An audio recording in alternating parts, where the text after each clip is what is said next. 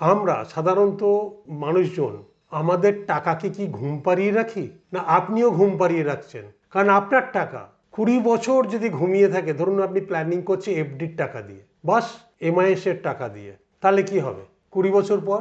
আপনি একটা গোল নিয়ে যে 20 বছর পর রিটায়ার করবো বা মেয়ের বিয়ে দেবো, আপনি জানেন আপনার স্বপ্নও কত পিছিয়ে যাবে।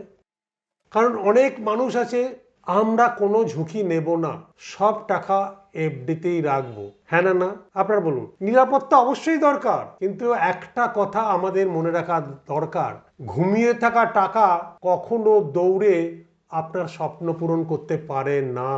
ধরুন আপনার স্বপ্ন সন্তানের শিক্ষা, নিজের বাড়ি, সম্মানের সঙ্গে অবসর, অথবা আপনার পরিবারের আর্থিক স্বাধীনতা, এই স্বপ্নগুলো কি প্রতি বছর আরো ব্যয়বহুল হয়ে যাচ্ছে না যাচ্ছে না? কিন্তু যদি আপনার টাকা সেই গতিতে না বাড়ে, তাহলে দোষ আপনার স্বপ্নের নয়, দোষ হলো আপনি আপনার টাকাকে সঠিক কাজে লাগাননি। কারণ টাকা চাকর, মালিক আপনি, এটা মনে রাখবেন।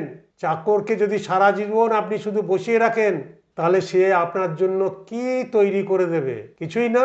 টাকারও কাজ আছে, আর সেই কাজ হলো আপনার জীবনের লক্ষ্য পূরণ করা। একটা কথা সবসময় মনে রাখবেন, যে টাকা আজ ঘুমিয়ে থাকে, সেই টাকা কাল আপনার স্বপ্নকে জাগাতে পারবে না না না।